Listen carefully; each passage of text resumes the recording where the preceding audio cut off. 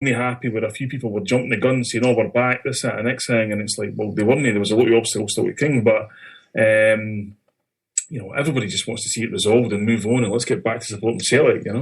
Paul, you had a really interesting article in the Hill Media this week. Yes, I did. It was a conversation with. It was a conversation I had with John Paul Taylor on Wednesday, which I've just typed up into a blog basically. And it was a kind of general thing. I spoke to him about doing a 1 year on thing, and I thought he'd come across really well. It was.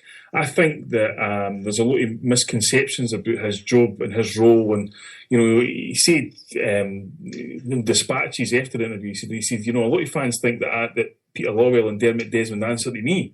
He said, this is, people have to understand it's the other way about, and so I can only do so much. But I wanted to give people a sense of the kind of job that he does. Because half his day is basically taken up by answering emails and tweets and things like that. He had, Monday there, he walked in on the Monday morning, he had dealt with everything on a Sunday night, and he had 187 emails to answer. And you're sitting there and he says that if you didn't give a pretty prompt reply to just one of the emails, somebody's going to kick up fuck about that person, whatever. And so, but I certainly think in terms of the plans that he's got in place, the complaints charter I think is really working, which is basically you have a complaint or you have any kind of dealing with Celtic whatsoever, you then receive a text message saying, "Were you happy with that service?" And if you weren't, then they'll get back in touch with you and say, "Well, what can we do to resolve that?" Because I think, and he'll admit this himself, that in the past at Celtic there was a few people who had an attitude of, pick up the phone, what's your complaint? Right, aye, that's fine, sorry, can I help you? Phone down. And, people just get pissed off for that. So, and I think he's certainly looking to expand his role as much as possible and get out and talk to the supporters, and I'm sure that a lot of things will happen with a positive result on Tuesday. And, people right away say, so we need to meet Maribor. I said, well, that's just my opinion, but I just think that if we were to be in the Champions League, a lot of things would get a red pen through it, simple as that. If we do, I think you'll see them all around the world. And I think, to me, clearly, I've got a very strong personal relationship with him, so I'm biased, but I think that we as supporters, and I've seen this in the reaction to the interview, need people like John Paul Taylor at Celtic Football Club, because if we have people like John Paul Taylor at Celtic Football Club, then I know that we have one of us on the inside who will fight the fans' corner till the day he dies.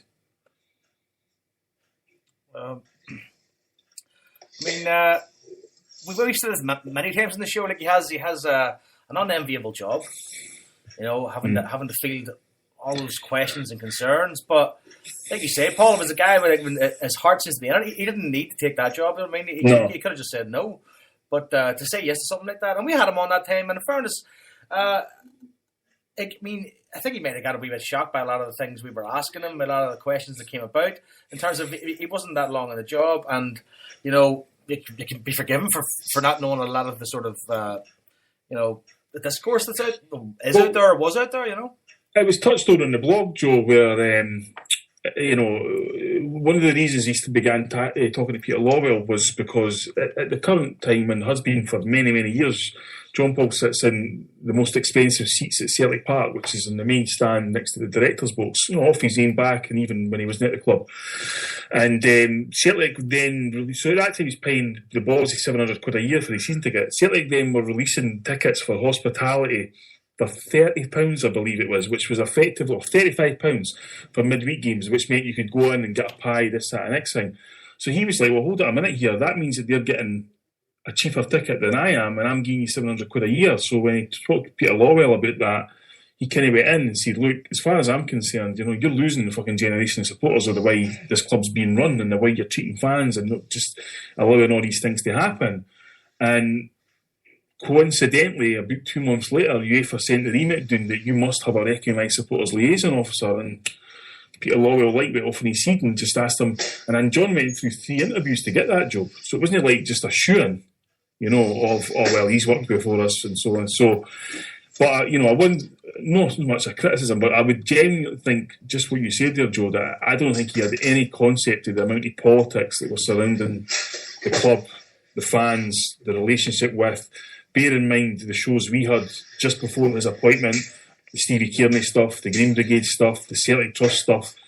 He wasn't that clued into social media up until he came to Celtic, and all of a sudden, he's thinking, oh, this will be fine, and then whoosh, everybody's like, what about this, what about that, what about that? So it's probably taken him a year to get his arms around it, but slowly but surely I think he's getting there, and I think anybody that deals with him never really has a bad word to say about him, Yeah, I mean, it would be very easy for anybody to sort of bury their head in the sand, you know what I mean, and kind of disappear into a bit of a rabbit hole there, but I don't know if I'd be wanting a job like that, to be honest with you. Fucking forget, I like a quiet life.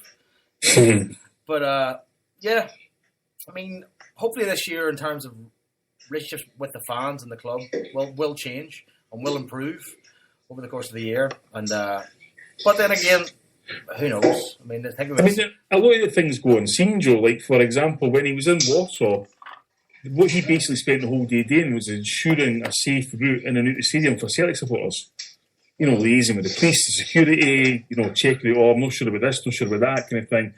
And, that never gets seen or spoken about. And you might not even notice it. But when you see the kind of supporters that they've got, you maybe think, well, somebody actually prevented me from getting my face punched or whatever. And similarly, he knows when Legia come to Murrayfield that time, anything happens or, any kind of serious crowd disorder, it's going to be on him. He's the one that people are going to come to and say, what about this, what about that? So it's a worrying aspect for him in that sense. But, he can do it. You know what I mean? He's very good at what he does, and he's very good, and he's held in really high regard at Celtic. Which is pretty good considering that the other part of his job is to actually say to Peter Lawwell, certain people at the club are not doing their job properly, because he's an independent of all departments. He reports only to Peter Lawwell and directly to Peter Lawwell. So if somebody is complaining about the Celtic shop, for example, and then run the complaint through its course, and John doesn't think that the shop did an adequate response or whatever, he's got to take that to Peter Lawwell. And, they might not like him for it, but that's his job. So, it's no easy, but as you say, I don't think there's anybody out there that could do anything better, Are there people out there, though, other people in other football clubs that he can kind of go to in terms of asking for, not assistance, but I mean advice in terms of how to control his job, how to do his job, what things they've implemented? I'm sure if that's something UEFA have set out, you must have. But there must be guys out there, I don't know whether there's a get-together, a conference, or whether they have different, structures to their job or how they do it, you know what I'm saying? Because it is quite a new thing. Anyway. I mean, there are, and, and he has great relations with ones in England. In Scotland, the sad reality is most clubs fucking despise us. So, there's only so much that they're going to ever do for Celtic, whether it's accommodating Celtic TV or security arrangements or whatever that might be. But in terms of England, I mean, I know he's been doing to Man City, he's been doing to Everton, Man U, Liverpool, Bolton, all these types of diseases, and just looking at everything and anything they do and just seeing if there's anything that we could do better. I certainly know he's been the driving force behind the safe standing and trying to implement that, and the council fucked him up on that, but that's not going to go away. That will happen. Next season it'll start, it'll be sections 112, 111 and 110 will be safe standing. He's the driving force behind a fan park. He's already scouted Man City's fan park, which was kind of there when they had got the Commonwealth Games and had was tampered with. And actually, kiboshed it for this season because he said that this season we wouldn't have been able to put the concrete on. And I think he says you need the concrete because, it's fine when it's in the summer, but you get to Champions League night because that was their aim. Everybody's there for the Champions League. You've got bars, and of course, Glasgow City Council straight away. Oh, wait a minute, bars. Well, we can't have people drinking. What's this? What's the fan park?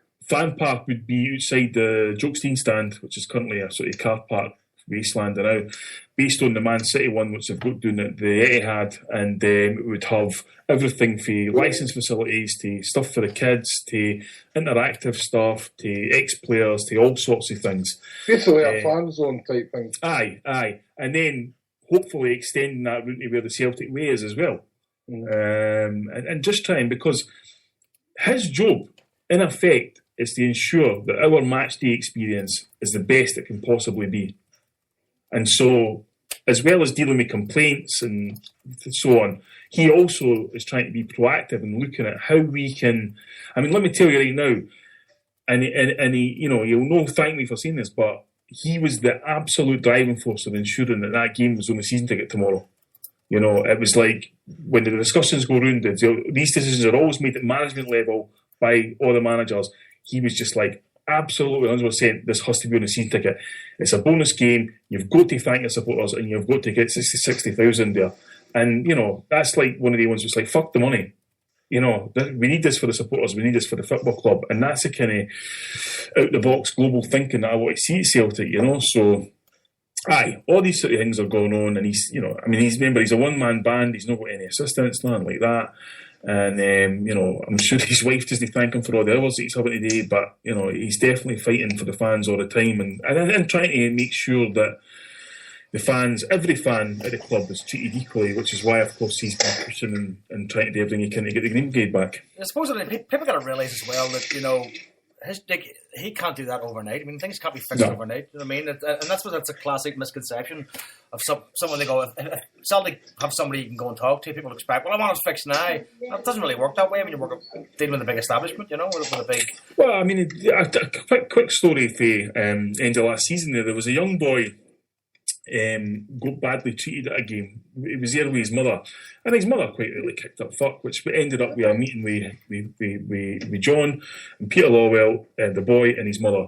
And they sat there, and the mother told him, so he said, I'm not looking for you to do anything, but I just want this is ridiculous that my son had to go through this. And this Peter Lawwell was like, I totally agree and whatever. And he looked at John and said, what do you think? And it was a match day, a home game. John says, you know what I think? Let's just take him down the dressing room right now. He took him down the dressing room, met with the players, met the manager, stood in the tunnel when the team came out, and the boy was loving it. And to me, that's it. And John always says to me, as a football club and a Celtic football club, we have stuff that money cannot buy. You meet the players, you walk on that pitch, money can't buy these things. And we can be giving that to our supporters because the supporters are the club. When I asked them about, for the origins of Brother Walfred, to Robert Kelly saying we're more than a football club, should we still say this? And he was like, absolutely. We're a club with Irish roots that are firmly based in the East End of Glasgow. And, that's the kind of statements that I want to hear from people at Celtic. And also, I should finally say that whilst I was on the phone to him, he must have been interrupted by every player and all the management team asking him questions in Slovenia and what about this, what about that, and all that kind of thing. So I don't know how he fucking does it either, but, fair play to him and more power to him. Yeah. We're up to 25-10 now. So, Jason, I'll have to give us an update. Yes, Jason. Yep.